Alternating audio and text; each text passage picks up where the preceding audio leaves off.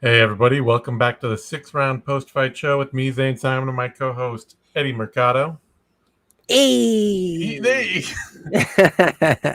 We're coming to y'all just from the close of UFC on ESPN, Tybura versus Spivak 2, UFC Vegas 95, UFC on ESPN 61, all that shit. Basically one of the worst on-paper cards in UFC history. And in practice, very much a you know what, I'm actually here's the thing, we walked away from it, and I'm not going to say that this card like overperformed or anything. It didn't. It was a very meet expectations UFC card, and the expectations were low, but I don't feel bad. And you know why I don't feel bad? Yes, I do know why. I know exactly why you don't feel bad. You want me to tell you why you don't feel bad? Why don't I feel bad? Because the fucking heavyweight main event ended in the first round. Yes, because it is 7 p.m. and like we're recording the show. It's Saturday night.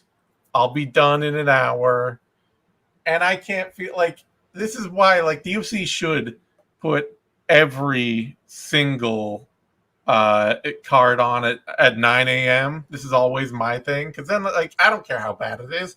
I'm done by 3 in the afternoon. You can do anything for that block of time. You can rickroll me for 6 straight hours, and I'll still be like, yeah, I got the rest of the day. What do I care? So Yeah, these day cards, these early cards are where it's at for sure. yeah, Not quite the morning card, which I prefer, but not a morning it's card, only but 10 o'clock here, and I can live with yeah, that. yeah, exactly. Um, Otherwise, yeah, we had a heavyweight main event that ended very quickly. Somebody noting, wow, you guys didn't do last week, but you're here for this one. I'm glad we're here too. I'm glad Eddie's back here. Eddie had a vacation emergency. Vacational emergency. Yeah. That's fair. If my girlfriend is listening to this, she's gonna kick my ass. Fortunately, outside of the 10 people showing up live, nobody's listening to this, so you don't have to worry. Yeah, even she's not listening. Yeah. She could be here live in the room. She's like, eh. Nah, yeah, she's going to be on her phone. She's not caring. She's not going to be listening to what we have to say. Anyway, a heavyweight main event ended in the first round. And, man, I saw some people talking about it online. I hadn't really thought about it, but apparently over the last few months, favorites have won like 85% of UFC fights. What? Have they? Yeah. Apparently, it's been a very juicy couple of months for UFC cards. Hasn't felt that way. Betting. Yeah, I don't know. That's why I just saw. I was just noting it because Sergey Spivak was, in fact, the favorite here, even though I wasn't picking. Were you picking him coming into this? No, I did not pick him. I actually picked Tybura. Yeah. Because their first fight wasn't that long ago. And while we're here, Zane, since we didn't do the show last week, I feel like I have to tell you that I did not pick Tony Ferguson against Chiesa. I picked Michael. Thank you, because all the rest Yeah. of the BE people did, and I somebody told me, because I'd forgotten to enter my picks in last week. I meant to. I set no reminder even. I'm just getting old. That's all it is. People are like, "Oh, are you like not working with them anymore?" I was like, "No, I'm just fucking old and I just forget shit." But yeah, they told me, I was like, "Wait, what? No, they couldn't have." Yeah, I Like, didn't understand. I wouldn't pick Tony Ferguson to win an arm wrestling contest against his kids at this point. Like, that's not. There are not physical fights there's no physical fight out there that you're going to put Tony Ferguson in where I would be like, yes, I'm picking him to win that. I don't care who it is. Maybe Well, even felony horse, crazy horse Charles Bennett just broke his 21 fight losing streak today. I saw that. So you put T-Ferg in there with Charles Bennett, I'll flip a coin for that pick. Even then, I probably would hope that it comes down Bennett's side up. Yeah, I hope he doesn't end up in a Jake Paul boxing match. Yeah. Talking about Tony. Yeah, I don't know. He for a moment there, he's like, I won't work for anybody except the UFC.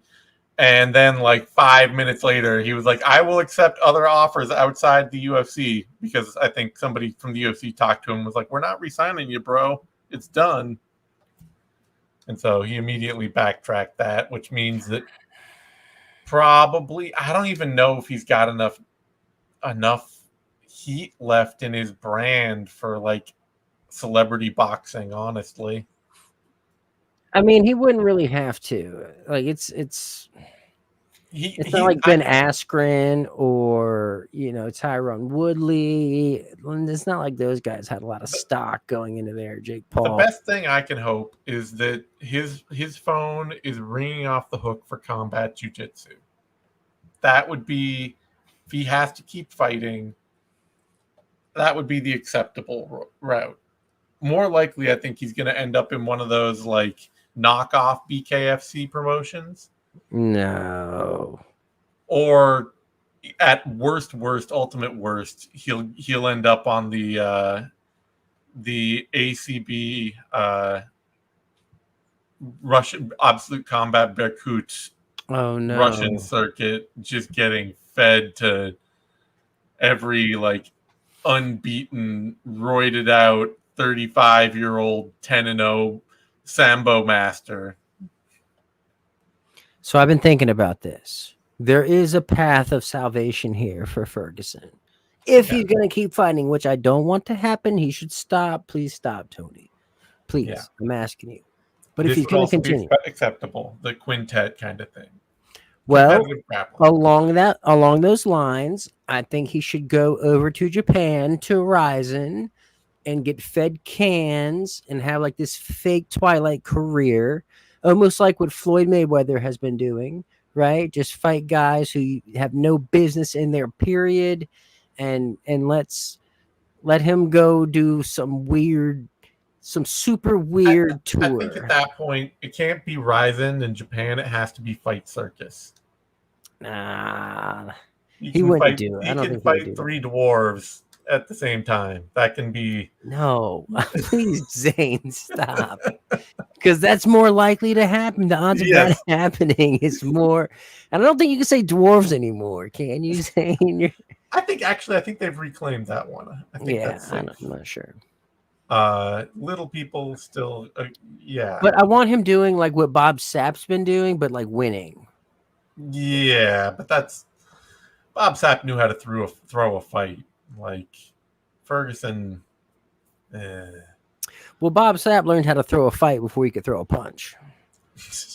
But he did do some great stuff back in his day. Yeah. No, he had a moment. All right. Somebody asked here, has Spivac improved? We'll get back on task. 100%. I mean, honestly, if you go and look at their first fight compared to who he is now and the guy that went out there tonight, big difference. The guy that fought Tybura the first time, unsure of himself, seemed like he didn't really know what he wanted to do.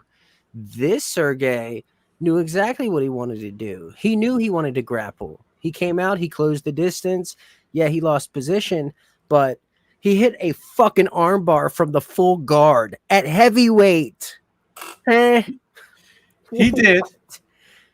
I will say I think he's in general improved in a sort of nebulous way, more comfortable in the cage, better shape than he used to be, better striker. He actually did get the first takedown that he went for here, but he did still start immediately getting out grappled by Marcin Tybura. I mean, I think it's him hitting the sub is definitely awesome and all that, but like, I would hate to think that that's the game plan he's going to be depending on. He didn't get instantly out grappled. He got swept pretty much instantly out of that takedown. He lost position, but like he got the takedown right away. He Like did. he He got got the the takedown takedown. right away. In I their know. first fight, it was It was him Tybura that was going for the getting the trip and getting fallen on like a tip, like he tried to rattle a vending machine and it fell on him. takedown. I actually have a buddy who tried. He did that way back in the day, and it fell on his leg, and yeah, he had to have all these surgeries and stuff. Neither here nor there. No, Moral of the story: don't rattle don't the rattle the vending vending machine. machine. But yeah, I don't know. I am more cautious about calling this a big sign of Sergey Spivak improvement. It was definitely a general sign, I think. But it is also a fight that, like I say, he got the takedown, he got swept, and then he hit the arm bar. And if he was going out there and fighting, like, I mean, I don't think this is any different Sergey Spivak than fought Cyril Gahn, for instance. You know, I don't want to say there's like a jump from that where he just went and got out kickboxed or something, but it's a jump from when they fought the first time. Yes, it's a big leap in terms of like Sergey. I'm not saying he's a world beater now, or he needs that Gone rematch or anything. I'm not calling for a title shot. I'm just saying personally for him, from he has gotten better over time from when he first appeared. For a couple different reasons. Yeah. But still he has a really defined ceiling, I think. Mm-hmm. And I think Tybura, who's 38 now, is he's had his moment in the sun. That matters less for heavyweight, but yes, Tybura is always going to be a guy who, I mean, his ceiling was always middle of the pack, sort of, and him climbing any higher than that felt the age had nothing to do with that awesome armbar. No. I'm just saying. Yeah, that was awesome. Man, this could have been a really shit ass 5-rounder. Oh my god, yeah. No, once Tybura, once he hit the sweep, I was like, okay, here it comes. Just lockdown, in guard, top control, no movement. Did he even sweep him? I thought he just spun around on top of him. Like Sergey had his back and he just kind of spun around. I think he swept him. I think. I'm trying to remember. My memory is now foggy, so you asking me for specifics. I realize I just watched this fight, but even still. Anyway, we've already got somebody in. We've got people here in the chat with a couple of very good ideas, I think, coming out of this. One is Spivak versus Almeida, and the other is Spivak versus Blades. I like either one of those. I think they're awesome stylistic matchups for each other, right? Mm-hmm. Like those are guys who deserve one another. And I'm fine with that. Unless, well, we're also setting ourselves up. Like let's throw some caveats out here. They should not be main events. No, not main events. Maybe not even 3-round fights. This is 1.5 round fight territory. Spivac earned himself a little bit of time here. He can. Okay. This is one of those situations like where in video games where if you cross a certain checkpoint, they put more time on the mini game that you're playing. Got the gate. We hit the gate. Yeah, we hit the gate, so now we've got an extra 30 seconds to work with. Every time he clears another gate, he gets to add another 30 seconds to his clock. But okay, and we've got multiple people telling us that he got on the back and lost back control. So yeah, not a sweep. Okay, fair enough. Not a sweep. But yeah, I would say you kind of, to me at least, you got to go with Jailton Almeida. Yeah, because Curtis Blades has the potential to just outbox him standing, which I don't have any interest in watching Curtis Blades box. Truthfully, and that wouldn't be his MO, right? Yeah, he would come and put Sergey on his back, and he would, and Sergey would look for arm bars for 25 minutes, and he would. It would be I'd much rather see the Almeida, like, actually actively trying to out-grapple him, because Almeida has no striking game at all. So that, to me, would be a lot more interesting. But yes, make it like a main card opener. Don't even make it like a co-main event. Make it like Dark Limb. We got to go post limb here. Get a post limb in there for this fight. It can happen. I want to know the outcome. I want to see how it all shakes out some way, but I don't want to actually have to watch it in with other good fights I'm looking forward to. Yeah. Give it just like, we'll go 8.5 minutes. I'll give it 8.5 minutes. Or we could just, 8.5. Only because of Sergey hitting the gate. Yeah. Sergey hit the gate. It's not a round and a half. He gets an extra minute in there. So, yeah. But yeah, gratefully over quickly. People asking, is this the worst fight night card of the last 5 years? It's the worst on paper. One of the worst on paper cards of all time. I'll say that. In terms of actual product in the end, it was it's over quickly and it's early, so I can't hate it that much, Yeah, it's a tremendously irrelevant card. Yes, no consequence whatsoever. The biggest consequence is Carol Hosa beating Pandy Kianzad. That's like the closest somebody has to going out and fighting another big fight, honestly. And we didn't get any knockouts. That's always a bummer. Yeah, no knockouts. We got 3 submissions and the rest decisions.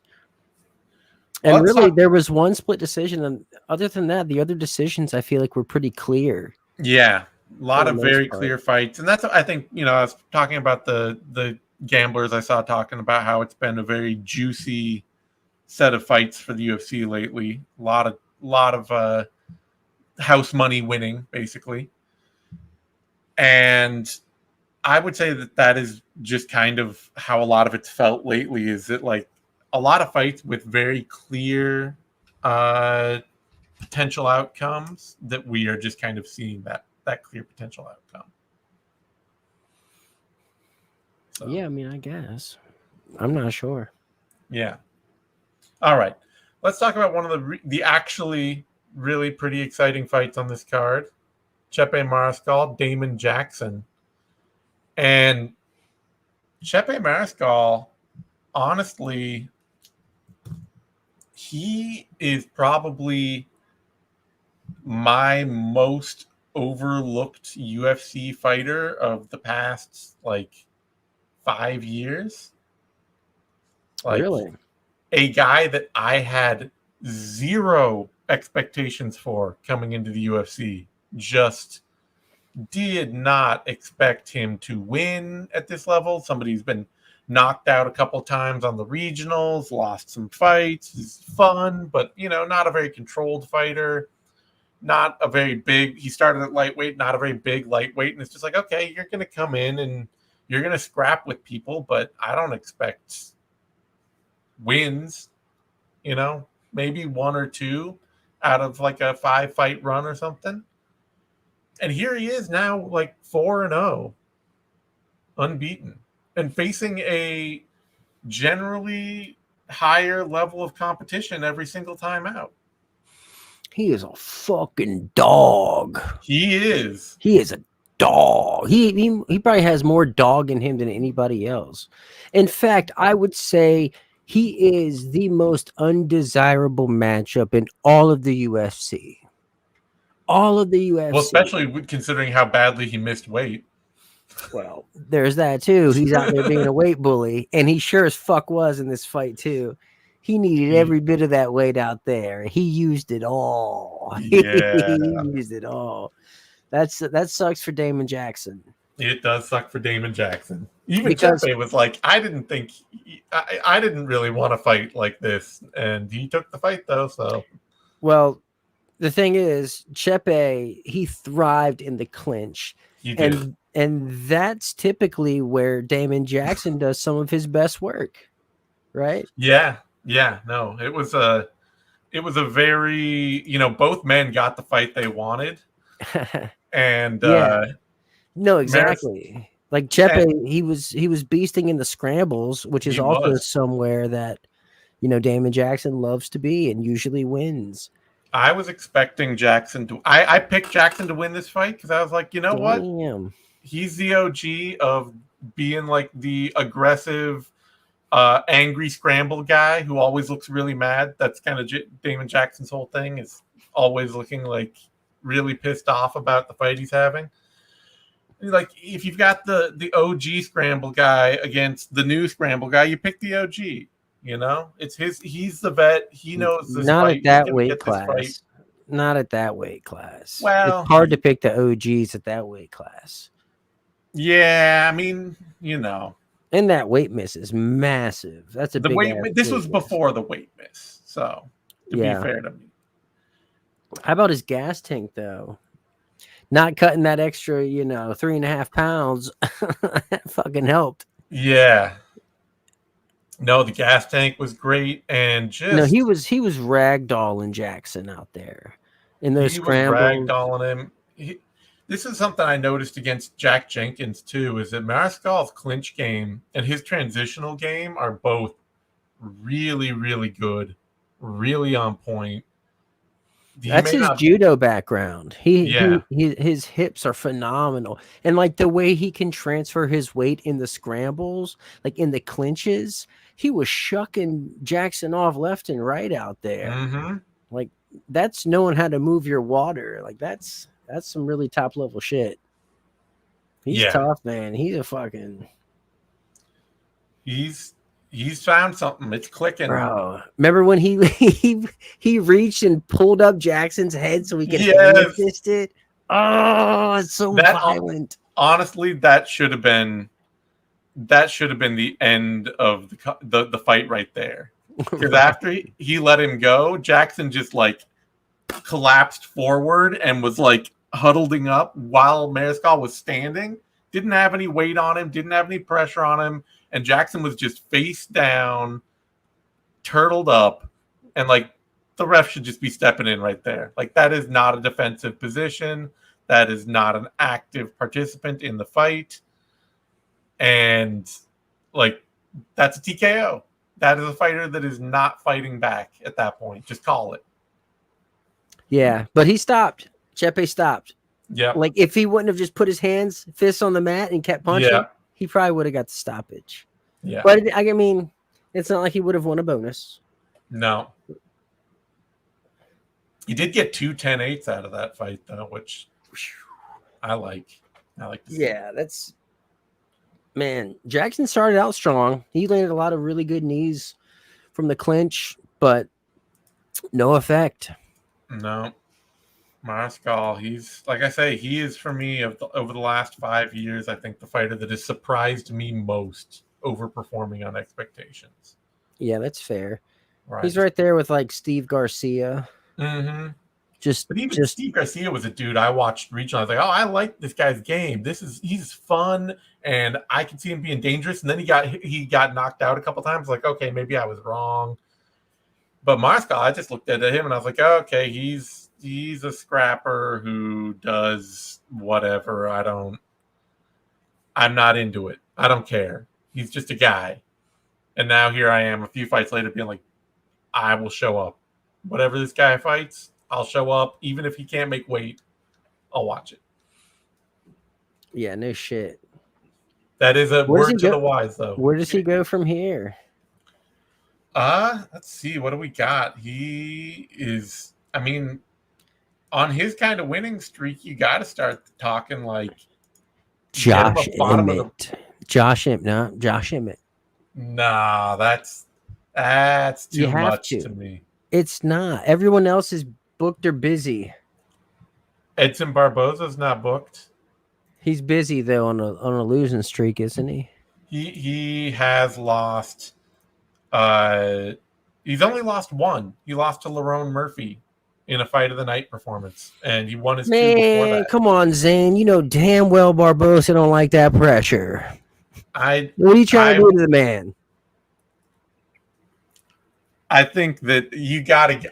I like Edson Barboza. That would be a fun ass fight. It's a ranked fight. It's a waste of Barboza. No, it's just the right kind of thing to use Barboza It's for. the worst thing. It's a complete waste of Barboza. Barboza should be in something more special. Chepe should be fighting someone less seasoned. Okay, how about Bryce Mitchell? If he's awake or alive, but he's coming off of brutal loss. Yeah. That's what I mean. Everybody The else, bottom of the rankings are all coming off brutal losses. he could fight the winner of. Is Ige still fighting LaRon Murphy? EA's still fighting LaRon Murphy. I don't think the winner of that is going to turn around and be like, yeah, I want to fight Chepe Mariscal. Why not? Because at that point, you're looking way back. Well, for one, Dan Ige never speaks like that. Yeah, that's true. Ige don't talk that way. And two, who the fuck, LaRon Murphy? He's not calling any shots. He's not, but Chepe Mariscal's not going to be getting any like actual respect from the UFC. They're not going to be building him up. Somebody's going to have to want to fight him for him to get the fight. I don't know. He's a fucking dog. Seeing people suggest Nate the Train. I always suggest Nate. Nate. God. Yeah, that's. Oh my goodness. We also Andre Fili just got a win over Cub Swanson. Always watch that. Nate Landwehr and Chepe. And of I want course, to like that. They should fight, but they should fight like outside in a parking lot. Like that needs to happen in the street, in a bar. I need to see that somewhere outside of the cage. yeah. Otherwise, too, we got there's Julian Arosa too. I mean, these are kind of the the tried and true for me. Yeah, that's fine. I would even say, honestly, you could go off of this card. I hate to do it, but you could, and you could put him in there with Yusuf Zalal.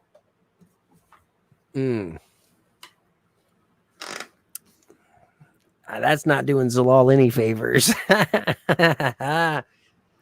I guess. Yeah, sure. Yeah.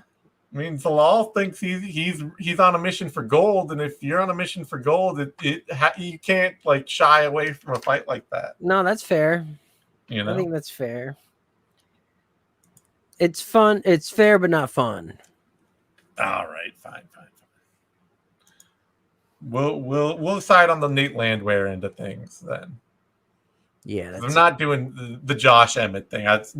Fighters in the rankings, unless you're at the very bottom coming off a loss, Bryce Mitchell, Edson Barboza style, nobody up in the rankings is going to turn around and fight Chepe Mariscal. Yeah, but Giga's coming off a loss. Calvin Cater's coming off the loss. Aljo's fighting Evloyev. Yep. Josh Emmett's like the only one.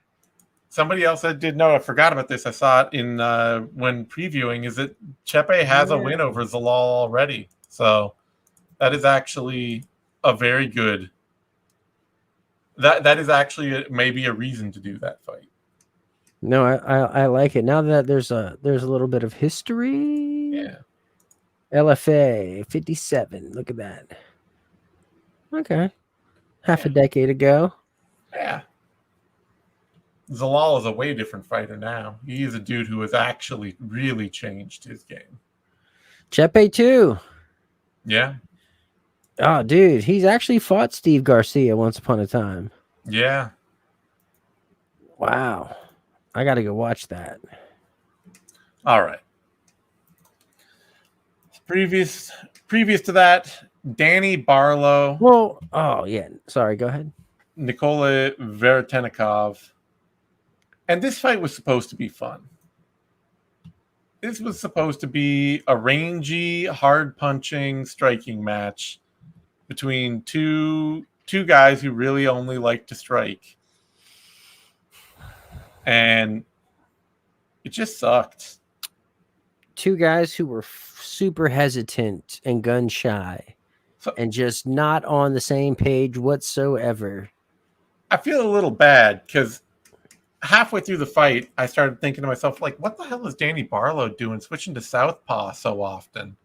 Because, like, he can't throw a jab from southpaw, and his straight left hand is ugly as hell. And it's just and he looks really defenseless from that position. But he would keep switching right and being right. He'd be orthodox for a minute.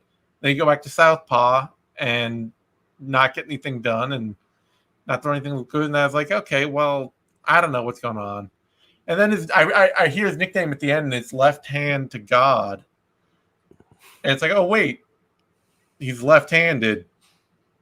Is he just like ambidextrous? Is this just one of those things where like he has ambidextrous where you're like good with both sides? Is he just bad with both hands or something? Like, maybe. I don't know what's going on with him because that was terrible. So he is a southpaw? He is a southpaw, and he looks terrible out of a southpaw stance.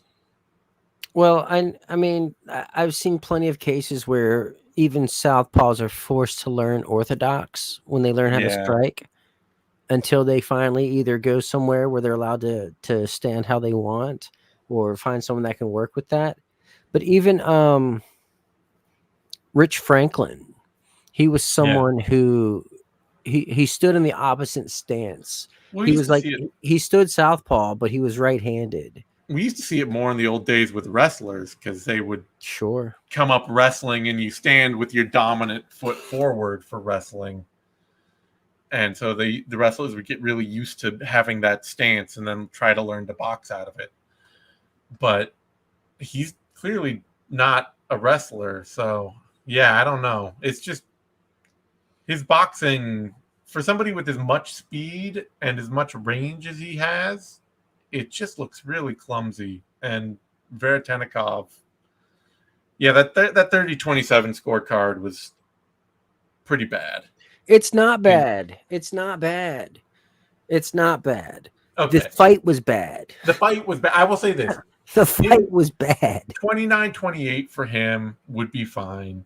I don't give a fuck either way. Fair enough. This was such a bad fight and so much paralysis by analysis and both guys trying so hard not to lose and neither guy trying to win.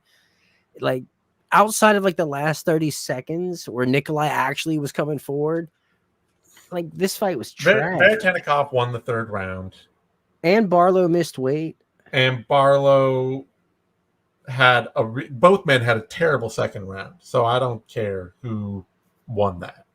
But I felt like Barlo pretty clearly won the first. But yes, it's not worth debating. It's not it is one of those things that the crime here is not the judging. The crime here is not the judging. The crime is the fight. The fight was terrible. Really bad. And worst fight of the card for sure.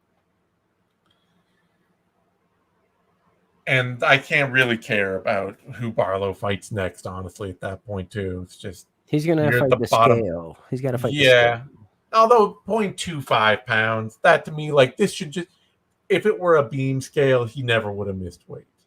They would have slid the beam and they'd say, oh, okay, fine, you good. Get out of here. Everything about this fight was terrible. Everything about it was terrible. All right. That brings us to a bantamweight fight. Chris Gutierrez, Kwang Lee, and unfortunately not a great fight either, but really predictably not a great fight. Like, you're pulling a short notice guy off the regionals to fight one of the most negating anti-fight defensive fighters in the bantamweight division. Somebody that there are so few fighters regionally who can do what Chris Gutierrez does and fight that kind of game. There's basically no way that somebody like Kwang Lee was going to ever have watched or fought anybody like that before. And him jumping in there, it's kind of miraculous. He won a round. He won it just off backpacking back control, but otherwise he got nowhere close. Yeah. I mean, credit to him. I thought he did well considering the situation. Yeah. But man, Gutierrez, he's just so clinical, so surgical.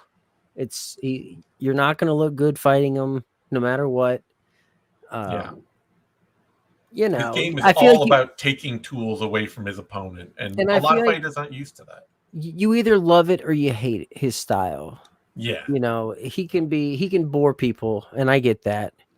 But like those leg kicks, those are It's really pretty to watch. I think I don't even know if I love it. I just think that the Gutierrez's of the world are very necessary. You need to have fighters that are really good at negating and taking tools away from opponents, because that's how you learn. If you don't have anybody out there that fights that way, then fighters just aren't gonna. There's a whole part of the game that they're just never gonna have to deal with or learn to work around. And it's not like Chris Gutierrez never loses. There are a lot of top tier fighters that can go out there like Song Yadong did and just put it on him and be faster, be more powerful, force him to really get on his bike on the back foot. And that, that brings the frustration out of him in a really bad way. His whole very stoic persona breaks down in a hurry when he's put under real pressure. So it's a good test for fighters to have to face, but for a guy coming in off of like a short notice debut like that, you basically just like it's free money for gamblers at that point. Sure, and that's probably why he was such a heavy betting favorite. But he actually holds the record for second most leg kicks in UFC history now. Yeah, behind Joanna. So yeah. Kind of blew my mind. That's a lot of freaking leg kicks. Yeah, no kidding. Let's see. He is out of the rankings now, but honestly, should probably drop him back in there at the bottom end. Maybe against Montel Jackson, just got a really dominant win. Or That's solid. Yeah. Or Jonathan Martinez came off a loss to Jose Aldo, but Martinez and Gutierrez haven't fought somehow. That seems like a really reasonable fight for them to have. So something like that. Yeah, fringe rankings. He's that guy. 15. He's a gatekeeper to the top 15. That is always what Gutierrez should be. Oh wait, no, that's right. Somebody mentioned they trained together. I forgot that. Martinez and Gutierrez. So Montel Jackson it is. All right. Moving further down, Yana Santos, Chelsea Chandler. And I'm going to have to go on this rant again all over. This is like the fourth time, I swear. Chelsea Chandler's coaches need to... she needs to be their come to Jesus moment. Either she has severe problems learning things, or she has the worst fight camp that has ever been put together ever, because there is nothing in the cage that this woman knows how to do. She doesn't know how to box. She doesn't know how to kick. She doesn't know how to wrestle. She can be an okay top position grappler, but like I've even seen her like get put on her back pretty easily and held down too. I feel like it's just she's just not very good. She's just not good, but like she's bad enough that other than being big, it's remarkable that she is in this position to fight on a big stage at all. Like being a weight bully can save her. No. Like how do her coaches watch her go through camp and then be like, yeah, you're ready for this. Get out there and take that fight. We believe that you know. Well, 10% or whatever it is. Yeah. How do you walk how do you walk out behind her with like a straight face and just be like, oh yeah, no, she's ready? It's comical. It really is comical. And it really is the perfect it's the flair of the division. It's the signaling of how bad the division is. Yeah. She is she was ranked going into this fight, and she's never even actually made weight at bantamweight. Yeah. Or at least not won a fight. Yeah, she's never made weight at bantamweight, and she was ranked at bantamweight. She might be the least talented UFC fighter on the roster. Bottom of the barrel. Yeah, when it comes to actually just like skills, that having a skill, it doesn't, like I say, there's just nothing that, Like Yana Santos. her skill is being a warm body. Yeah, she I don't know. But Yana Santos was out there,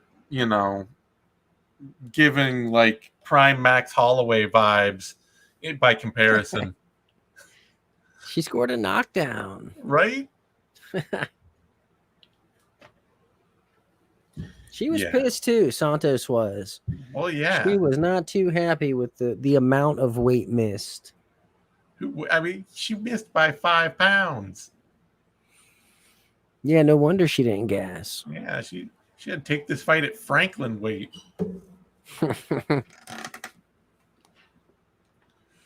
Yeah, just wretched. Absolutely wretched. Terrible. I guess Yana Santos, she's ranked 12th in the division right now. I don't know. I guess there's a Miesha Tate fight out there for her. Carol Hosa already beat her, so has she already fought Miesha Tate? That feels like something that could have happened. No. So yeah, I guess that you do something like that. That would work. What, Miesha Tate? Yeah, versus Yana Santos. Whatever. Who cares? Yeah, I know. Moving on.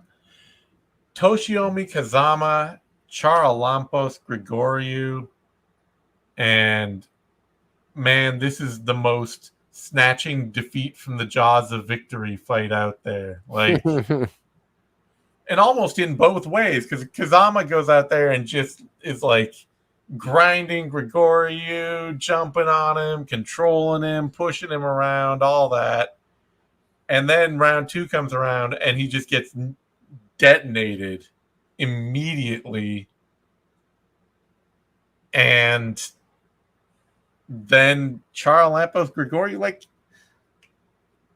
what, Sarah Longo, they're usually pretty good about this kind of stuff. Like, that man just absolutely he's a bantamweight. How do you gas that hard at bantamweight from top control? I think it was everything that led up to that. Yeah. I think just trying to survive that first round, right? And then he did eat a nasty knee that could have, had him dazed and confused. But when he started the second round, he full on sprinted. Like he emptied the gas tank. And then he got on top and he tried to finish. Nasty elbows. Mm-hmm. But I think he just blew his wad. Yeah. It's just like, it made sense when he got really gassed in his first fight in the UFC, because that was short notice. But he gasped really terribly this time too, and like, that shouldn't be happening when you're 135 pounds. I don't care how hard you're going. You should not be like Dada 5,000 levels of tired. Second heart attack in the fight. Yeah.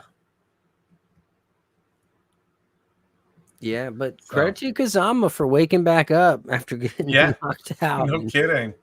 Finding the sub. Yeah, wild fight. Tons of fun. Ridiculous. Neither guy is. Yeah, very, very much this. Yeah, exactly. Very much whoop my ass and see what happens kind of fight. Yeah, but it was weird because he whooped his ass first, right? Yeah. And then he was like, both men were like, okay, whoop my ass, see what happens. On both sides. Just Fight of the night. Fight of the night. Fight of the night. No question. Incredibly stupid fight, but fight of the night. And I think we should also mention that knee should have been a legal knee. And it should have been a legal knee. Yeah. Come November, it will be. Even right now, it should have been. He picked his hand up as the knee was coming in.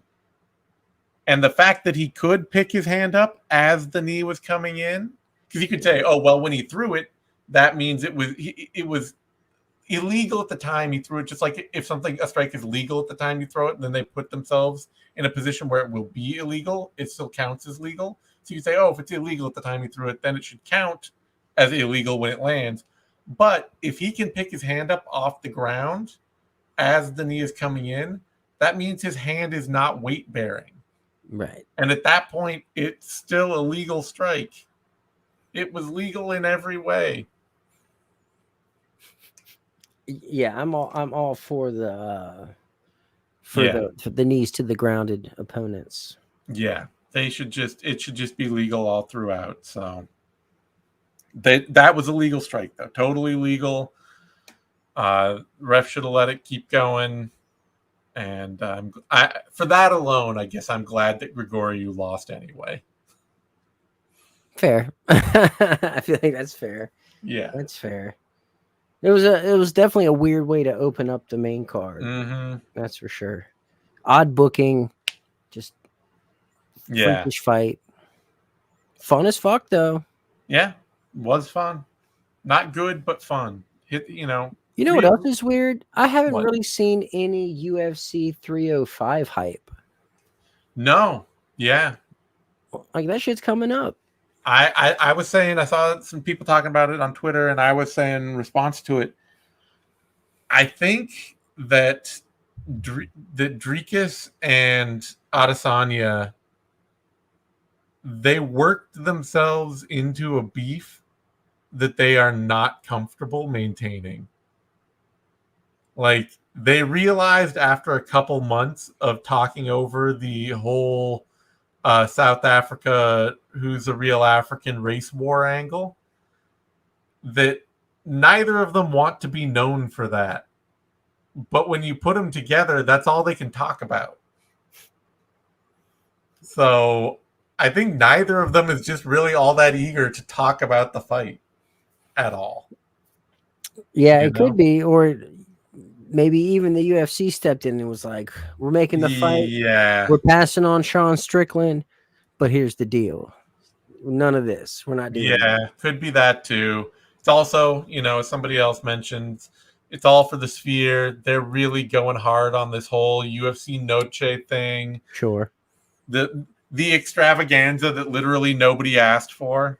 They're like, oh yeah, we're gonna give you the biggest Sphere card ever. It will not disappoint. It's like I didn't care. Nobody asked you to put on this card. Nobody even asked for the Mexican Independence Day cards. This is entirely your own construction. If you don't do it well, we don't care. Well, except that you're charging $3,000 for floor tickets. My sister decided she's going to get married on that day, so I'll be absent. I won't be watching from the wedding. Right, exactly. That's what I told her. On your phone. I swear, I told her. She was so pissed. I was like, I got the Sphere, and she's like, what? There's no Sphere, bud. Yeah. Get your fucking tux. Look, I've met the dude. What do you want from me? Yeah, exactly. I'll FaceTime in. Yeah. She wasn't having it though. So. Well. I'll have the earpiece. Tried. There you go. We'll bring it. Well, I'll get a cutout of you for the 6th round. It'd be about the same. That's right. All right. All right, that brings us to a women's bantamweight bout. Carol Hosa, Pani Kianzad. And I got to say, I am just so happy to see this version of Carol Hosa back. Because when she came out of the gate in the UFC, she looked like a fun prospect, throwing tons of volume, having a couple wars with like Laura Procopio, Vanessa Mella, Jocelyn Edwards. I realize these aren't like big name fighters to have wars with. But still, she was out there being aggressive, throwing tons of volume. And then she had that Sarah McMahon loss. And it just seemed like all of the fun parts went out of her game. And for like her next 4 or 5 fights up to the Aldana fight, she was a low volume, low pressure, range kickboxer that was, or like cage pushing clinch fighter that was just no fun at all. And now Aldana fight, this fight against Kianzad, it's been back to the super high volume, back to the hyper aggression. It's just fun as hell. Like this fight with Kianzad was bloody, and she just ruined Kianzad's day out there. Like those leg kicks, man. Holy shit. Leg kicks were brutal, and the step elbows too that she was hitting, where she'd like step into the clinch and just elbow right in the square in the middle of the forehead. Hosa had so much blood on her face, and none of it was hers. Yep. None of it was hers. This was a shit kicking. The awesome. Command here was just insane. Hosa did such an amazing job of keeping the fight in front of her. Just in front of her, full command, full control. And so much so that she was she hit the takedown there in the third. She's like, I can do anything I want in this fight. So I'm going to go work on my grappling here. Love to see it. Great performance from her. Exactly what we were hoping for when we saw her rising up the ranks. It made her look like she could be a title challenger at some point. A true master class. And I think all things considered, he may have ended on a injury, but that should line her up for a fight with Macy Chasen. Honestly. Chasen just got a win over Mayra Bueno Silva. That's a huge win. That's a massive win. Yeah, so Chasen Hosa, make it happen.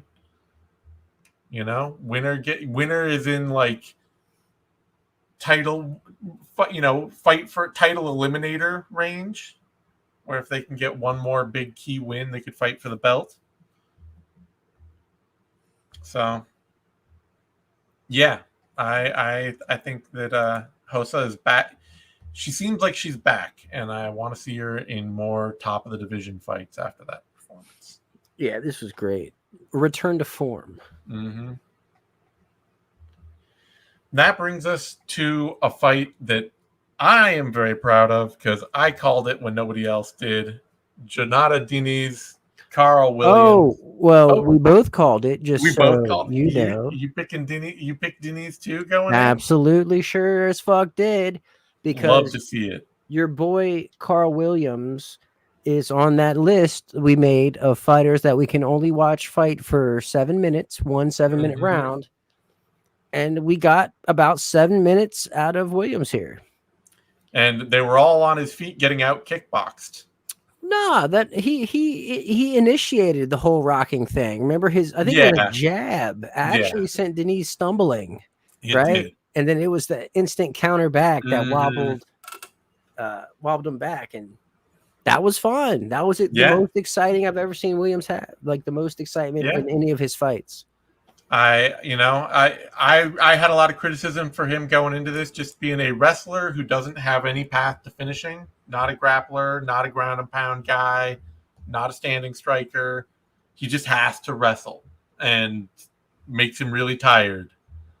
And that's kind of long term. That's a really bad way to be an MMA fighter, because most guys, as you get up in a certain level, can just wait until you're so tired you can't fight. And credit to him, he clearly had put a lot of time into his boxing ahead of this fight. It's just that he got on the Curtis Blades boxing kick, which is the back foot out boxing style that sets up none of your takedowns at all. And that's not, I don't know why we keep seeing this out of wrestlers these days, where they create these boxing games. Like, we have really lost the art of the wrestle boxer, where you used to see guys who, it's like, you have the big overhand right and you duck into a double, and that's not really a nuanced move, but it does actually force somebody to think every time you step in, are they going to punch me really hard in the face, or are they going to dive in on my legs, and do I have to protect my face in order to stop from getting hurt, or do I have to just protect the takedown and eat the punch? And we just don't see it anymore, I'm not sure what it is. Maybe it's just the level of striking has just gone through the roof to the point. Hold on. Denis was a glory kickboxer. He was. Let's preface this with that, right? So it's not like this is just some random MMA fighter. No. This is the best striker that he's faced ever in his life, I'm pretty sure. Yeah. But I wouldn't be surprised if the matchmakers, what they did to Muhammad Mokaev, how they were like, hey, stop shooting fucking takedowns. I wouldn't be the least bit surprised if something like that got back to Williams' camp and like, yo, you got to stand, dude. Sorry. Yeah, I still wonder about that with Mokaev, if he really heard that, or if that's something that a friend of a friend claims that he heard from a friend. Dana White didn't really deny it. Yeah, it's certainly, it is a position that the UFC, I wouldn't be surprised if it is an internal position that they hold. But anyway, yeah. Well, then, great pick from you, picking Denis. Great pick from you as well. Thank you. And yeah, let me see. What does that line the man up for? He's at heavyweight. It's a short run up the division here. And Carl Williams actually had been having some success. So who just beat Andrei Arlovsky? Arlovsky just lost to it was Martin Budai. Yeah, you could do Denis Budai. Yeah, let's do that. Sure. Denis Budai, Denis Waldo, Cortez Acosta, Denis Parkin, somewhere in there. Sure. All right.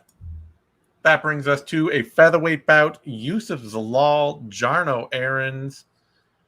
And, man, I expected Zalal to look better on the feet than Arens. Arens has continued to look like a really polished striker. This was a really good pickup for Arens from his last fight, where he also just looked a lot better. But Zalal has just turned himself into a finisher in general. Like, getting cut from the UFC clearly lit a fire under him, because... Well, he's definitely leaning into his grappling more instead of being... I think he finally accepted that being like a low volume outfighter who's constantly on his bike just isn't the way. That style just doesn't, it's not a round winning style. It's not a fight winning style. It's exhausting. So I think he just had a reset, a refit. Yep. And I think 5 straight finishes for him now. Yeah, I think leaving the UFC was the best thing that ever happened to him. Yeah. A lot of fighters get cut and don't come back, but he's just putting it together, and he looks violent. He is opportunistic. He's made all the right moves. I love to see it. Great look. Yeah, and he's turning into quite the boa constrictor. Yeah. He did get a bonus check here, as did Kazama and Spivac. No fight of the night, though. I guess Mariscal missed weight, but they should have done Kazama Grigoriou fight of the night as well. I guess they didn't give it to Grigoriou because Grigoriou literally only had that blitz at the beginning of the second. I guess. And then just died. Yeah, I guess. I just hate to see the UFC hoarding bonus money. It's $100,000 that didn't get paid out. You heard Uncle Dana. He was like, we're never upping the bonuses again. Fucking. Anyway, that brings us finally to a women's strawweight bout. Stephanie Luciano, Talita Alencar. And this was honestly really, really great performance from Luciano. Considering that her last fight was a draw against Alencar,